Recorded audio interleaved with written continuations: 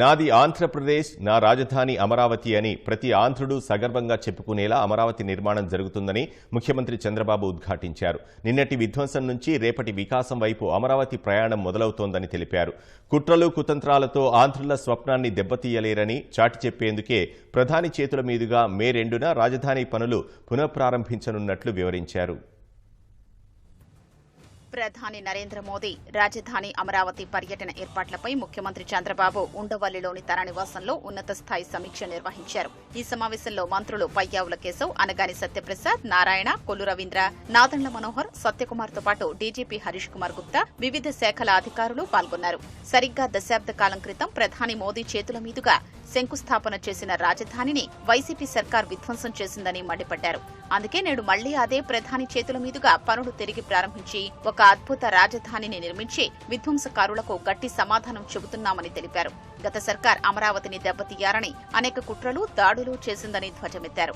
అయితే అన్ని ప్రాంతాలు, వర్గాల ప్రజల అభిలాషకు అనుగుణంగా ప్రారంభమైన అమరావతి వాటన్నింటినీ తట్టుకుని నిలబడిందని ఉద్ఘాటించారు. కూటమి ప్రభుత్వం అధికారంలోకి వచ్చిన 10 నెలల్లోనే గత ప్రభుత్వ విధ్వంసం వల్ల ఎదురైన సవాళ్లను పరిష్కరించి నిలిచిపోయిన పనుల్ని పట్టాలెక్కిస్తున్నామని వివరించారు. ప్రధాని రాజధాని నిర్మాణంపై ఎంతో ఆసక్తిగా ఉన్నారన్న సీఎం ఢిల్లీలో జరిగిన భేటీలో సందర్భంగా పలు సూచనలు చేశారని తెలిపారు.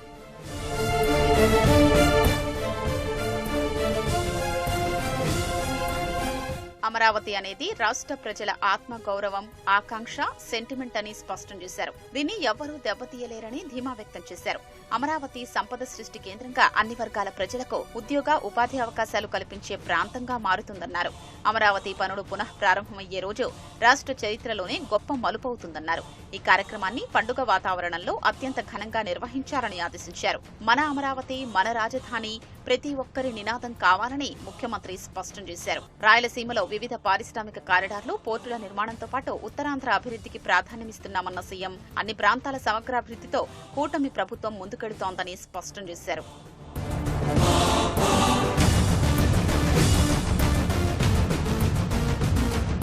అమరావతి పునః ప్రారంభ వేడుకలో కూటమి శ్రేణులంతా భాగస్వాములు కావాలని సీఎం పిలుపునిచ్చారు. నేడు టెలికాన్ఫరెన్స్ ద్వారా కూటమి పార్టీల ఎంపీలు, ఎమ్మెల్యేలు, ఎమ్మెల్సీలకు ఆయన ఆహ్వానం పలకనున్నారు. వేడుకకు వచ్చేందుకు విద్యార్థుల నుంచి పెద్ద ఎత్తున వినతులు వస్తున్నాయని మంత్రులు సీఎం దృష్టికి తీసుకెళ్లారు.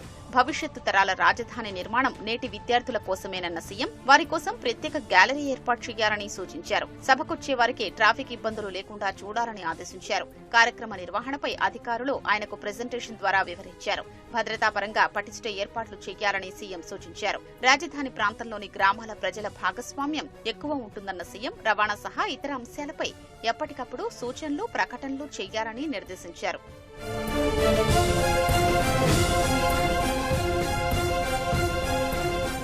ప్రధాని రాకకు సంబంధించి షెడ్యూల్లో స్వల్ప మార్పులు జరిగాయని పురపాలక శాఖ మంత్రి నారాయణ తెలిపారు. ప్రధాని మోదీ కొత్త షెడ్యూల్ ని ఆయన వివరించారు.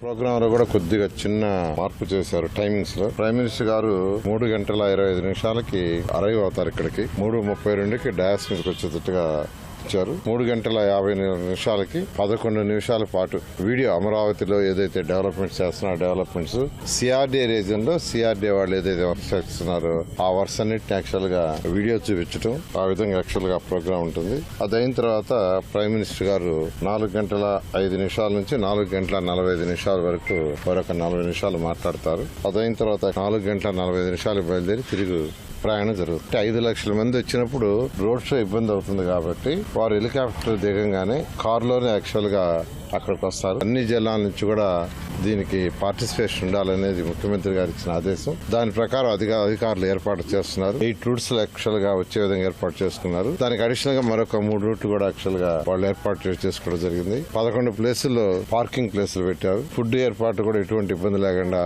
చేయడం జరిగింది. ఆ రోజు క్లైమేట్ లో కొద్దిగా చేంజ్ ఉంటుందనేది ఫోర్కాస్టింగ్ ఉంది. ఒకవేళ ఏదైనా జల్లులు గిల్లు పడినా ఎలాంటి జాగ్రత్తలు తీసుకోవాలని సూచించారు.